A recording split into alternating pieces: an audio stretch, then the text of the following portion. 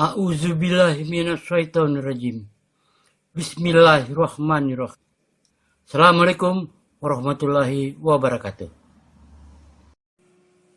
Sejarah pembangunan Ka'bah. Ka'bah berbentuk kubus, namun terjadi bongkar pasang ukuran Ka'bah. 1. Pembangunan Nabi Ibrahim alaihissalam bersama anaknya Ismail alaihissalam. 2. Pembangunan Quraisy. 3. Pembangunan Abdullah bin Zubair radhiyallahu anhu. 4. Pembangunan Hajjaj bin Yusuf As-Saqafi. 5. Pembangunan Sultan Murad Khan Al-Utsmani. Selanjutnya ukurannya tetap sampai sekarang. Kemudian direnovasi kokoh oleh Raja Fahd bin Abdul Aziz. Ka'bah adalah bait suci atau tempat beribadah kepada Allah yang pertama kali didirikan di muka bumi. Bentuk bangunan Ka'bah mendekati bentuk kubus yang terletak di tengah Masjidil Haram Mekah.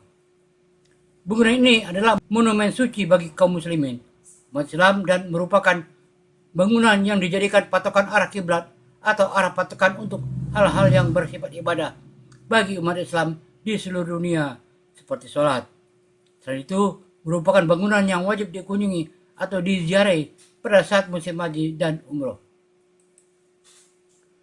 Sejarawan, narator, dan lainnya telah beberapa buku kitab sejarah menyebutkan bahwa yang pertama kali pembangunan Ka'bah adalah para malaikat. Ada juga yang berpendapat Nabi Adam alaihissalam, dan ada juga yang berkata Allah yang menciptakannya 2000 tahun sebelum menciptakan bumi, kemudian menciptakan bumi dari bawahnya. Menurut versi manusia pertama yang membangun Ka'bah adalah Nabi Adam alaihissalam melalui malaikat Jibril. Nabi Adam diperintahkan untuk mendirikan sebuah bangunan di mana Ka'bah sekarang berdiri.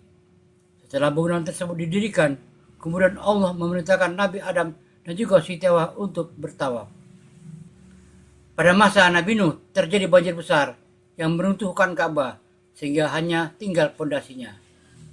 Dengan berjalannya waktu, pondasi ini tidak ditemukan lagi. Mekah menjadi area padang pasir yang gersam. Maka menjadi penghuni setelah Nabi Ibrahim AS meninggalkan Siti Hajar dan bayi Ismail di sana atas perintah Allah Ta'ala. Atau pembangunan Ka'bah oleh Nabi Ibrahim AS bersama anaknya Ismail AS. Surah 2 Al-Baqarah ayat 127.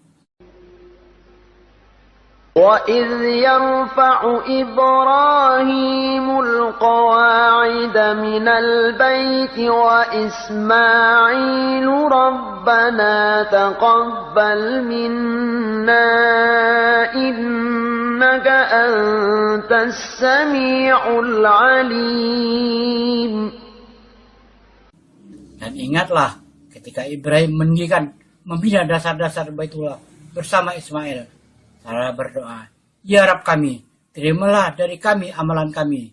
Sesungguhnya Engkaulah yang Maha mendengar lagi Maha mengetahui." Nabi Ibrahim AS bersama anaknya Ismail AS telah membangun Ka'bah Al-Musharrafah atas perintah Allah. Bangunannya dari batu, tingginya 9 hasta atau 4,5 meter, dan panjangnya dari arah timur 32 hasta atau 16 meter. Dan dari arah barat 31 hasta atau 15,5 meter. Dari arah selatan 20 hasta atau 10 meter. Dan dari arah selatan 22 hasta atau 11 meter. Dia tidak membuat atap untuk Ka'bah. Dia membuka 2 pintu yang sejajar dengan tanah tanpa ada daun pintu yang menutup.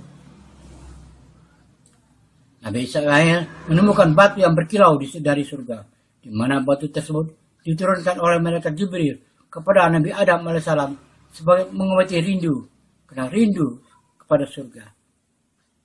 Namun batu tersebut semakin lama semakin hitam karena dosa umat manusia, sehingga dinamakan Hajar Aswad atau batu hitam. Batu tersebut diletakkan oleh Nabi Ibrahim di tempatnya.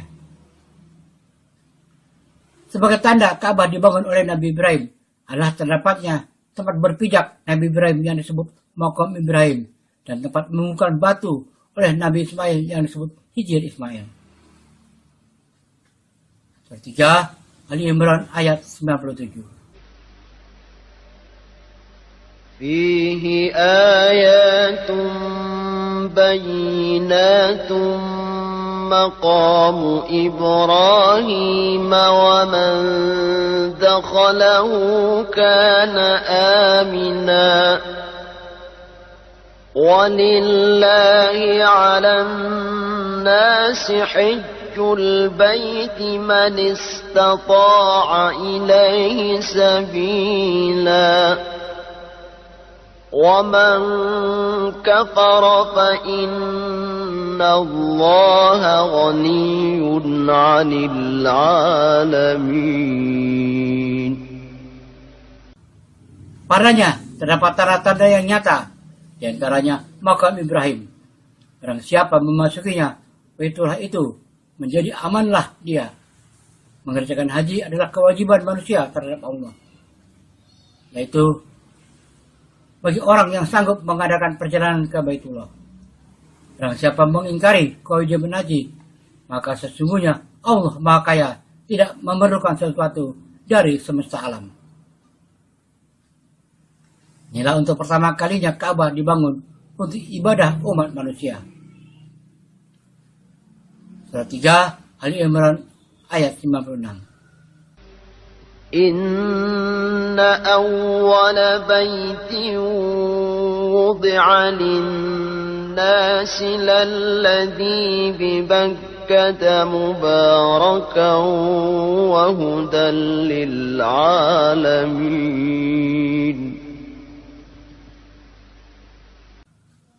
Sesungguhnya rumah yang mula-mula dibangun untuk tempat beribadah manusia ialah Baitullah yang di Bakkah, Mekah, yang diberkahi dan menjadi petunjuk bagi seluruh alam.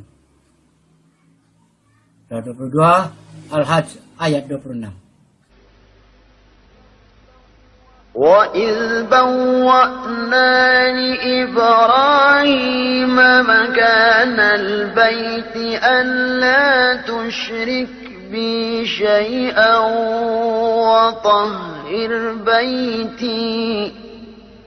وطهر بيتي للطائفين والقائمين والركع السجود. Dan ingatlah, kami memberikan tempat kepada Ibrahim di tempat Baitullah dengan mengatakan, janganlah kamu memperserikatkan sesuatu pun dengan aku, dan sucikanlah rumahku ini bagi orang-orang yang tawaf, dan orang-orang yang beribadah, dan orang-orang yang ruku dan sujud. 2. Pembangunan Ka'bah oleh kaum Quraisy. Disebutkan dalam buku-buku sejarah bahwa seorang wanita yang mengasapi Ka'bah dengan dupa, maka percikan api dari tempat membakar dupa yang dia bawa terbang sehingga membakar kiswah Ka'bah. Dan datanglah banjir besar yang masuk ke Ka'bah sehingga temboknya pecah. Kaum Quraisy ketakutan menghadapi hal ini dan bertekad untuk memperbaharui bangunan Ka'bah. Hal ini terjadi 6 tahun sebelum diutusnya Nabi Shallallahu Alaihi Wasallam.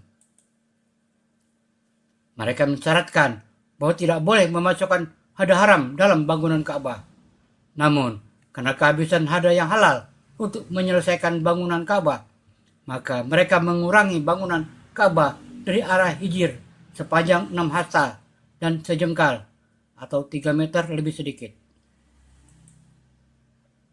Mereka melingkarinya dengan tembok pendek agar orang-orang bertawaf dari belakangnya. Mereka membuat beberapa perubahan, menambah tingginya sampai 19 hasta atau 9 meter. Membuat atap untuk yang sebelumnya tidak beratap. Membuat pancuran atap dari kayu. Menutup pintu yang di arah barat dan meninggikan pintu arah timur dari tanah. Sehingga mereka memperbolehkan masuk siapa yang mereka kehendaki dan melarang siapa yang mereka kehendaki. Rasulullah SAW turut serta dalam pembangunan Ka'bah. Beliau ikut mengangkat bebatuan dan tak kalah mereka usai dari pembangunan dan hendak meletakkan Hajar Aswad, terjadi pertengkaran di antara Quraisy. Setiap kabilah ingin mendapatkan kemuliaan meletakkan Hajar Aswad di tempatnya. Akhirnya, mereka sepakat untuk menjadikan penengah di antara mereka, orang pertama yang masuk ke Masjidil Haram. Dan ternyata yang pertama masuk adalah Nabi SAW. Maka beliau mengambil Hajar Aswad dan meletakkannya di tengah kain selendang dan menyuruh setiap kabilah untuk memegang ujung-ujungnya. Maka mereka mengangkatnya dan Nabi SAW meletakkannya di tempatnya semula. Dengan cara itu, Nabi SAW memutuskan pertikaian yang hampir memecah belah Quraisy serta akan membahayakan kehidupan banyak orang dari mereka. 3. Pembangunan Ka'bah oleh Abdullah bin Zubair radhiyallahu anhu. Di tahun 64 Hijriah atau 683 Masehi, Yazid bin Muawiyah mengirim pasukan dengan pimpinan Husain dan bin Namir untuk memerangi Abdullah bin Zubair. Maka mereka mengepung Mekah dan melemparinya dengan manjanik sehingga berdampak kepada bangunannya terbakar dan tembok-temboknya rusak. Dan setelah 27 hari dari masa pengepungan, Yazid wafat. Maka pasukannya kembali ke Syam dan tidak memasuki Mekah. Dan kekuasaan di Mekah berada di tangan Ibnu Zubair. Ibnu Zubair memutuskan untuk merenovasi bangunan Ka'bah dan mengembalikannya ke di atas inspirasi Ibrahim alaihissalam untuk mewujudkan apa yang diidamkan oleh Rasulullah Shallallahu Alaihi Wasallam,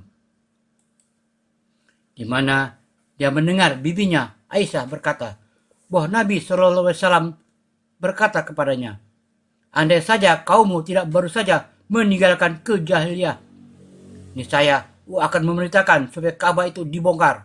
Maka aku akan memasukkan ke dalamnya apa yang telah dikeluarkan darinya, dan aku akan menyejarkannya dengan tanah. Dan aku akan menjadikan untuknya pintu di timur dan pintu di barat. Dan dengannya aku telah mengembalikannya kepada pondasi Ibrahim. Oleh karena itu, Ibnu Zubair memasukkan ke dalam Ka'bah apa yang telah dikeluarkan oleh kaum Quraisy sepanjang 6 hasta sejengkal. Dan dia menjadikan untuknya 2 pintu sejajar dengan tanah, satu di arah barat dan satu lagi di timur. Dan dia menambah di ketinggiannya 27 hasta atau 13,5 meter. 4. Pembangunan Ka'bah oleh Hajjaj bin Yusuf. Bangunan Ibnu Zubair tidak berdiam terlalu lama, di mana Abdul Malik bin Marwan mengirim bala tentara yang besar ke Mekah dengan pimpinan Hajjaj bin Yusuf As-Saqafi. Maka dia pun menguasainya dan membunuh Ibnu Zubair. Dan dia menulis surat kepada Khalifah Umawi Abdul Malik bin Marwan melaporkan bahwa Ibnu Zubair telah menambah bangunan Ka'bah yang bukan termasuk darinya. Maka diizinkan baginya untuk memperbaiki bangunan Ka'bah dan mengembalikannya seperti pada zaman Quraisy. Maka Hajjaj merenovasinya di tahun 74 Hijriah atau 693 Masehi. Dia menutup pintu yang di arah barat dan meninggikan pintu timur, membongkar tembok bagian utara dan mengeluarkan dari bangunan Ka'bah 6 hasta lebih sejengkal ke arah Hijr Ismail. Dia tidak merubah tingginya. Sebagian riwayat menyebutkan bahwa Abdul Malik bin Marwan tak kalah mengetahui bahwa Ibnu Zubair bersandar dalam pembangunannya atas dasar hadis Aisyah radhiyallahu anha, maka dia menyesal karena telah memberikan izin kepada Hajjaj untuk merubah bangunan Ka'bah. 5. Pembangunan Ka'bah zaman Sultan Murad Khan Al-Utsmani. Di masa Sultan Murad Khan Al-Utsmani, bangunan Ka'bah rusak disebabkan hujan deras dan banjir yang menggenangi Masjidil Haram, sehingga mencapai ketinggian setengah tembok Ka'bah. Maka dia memerintahkan untuk merenovasi bangunan Ka'bah di tahun 1040 Hijriah atau 1630 Masehi seperti semula. Dan inilah pembangunan Ka'bah terakhir dengan bentuknya yang tetap sampai sekarang. Renovasi Ka'bah oleh Khadimul Haramain Raja Fahd bin Abdul Aziz rahimahullah. Para khalifah, pemimpin, dan para gubernur sepanjang masa senantiasa memperbaiki kerusakan yang terjadi di Ka'bah. Pada tahun 1417 Hijriah Khadimul Haramain Raja Fahd bin Abdul Aziz rahimahullah mengeluarkan perintah untuk merenovasi dan merehab bangunan Ka'bah secara menyeluruh. Maka dikerjakanlah pengkokohan pondasi-pondasi, perbaikan list pinggiran bagian bawah Ka'bah dan gelang-gelang untuk mengikat kiswah, serta mengkilapan tembok luar, menambah celah-celah di antara batu-batunya, dan mengganti 2 atap Ka'bah dengan 2 atap dari besi. Demikian sejarah pembangunan dan renovasi Ka'bah. Wallahu a'lam bishawab. Semoga bermanfaat. Wassalamualaikum warahmatullahi wabarakatuh.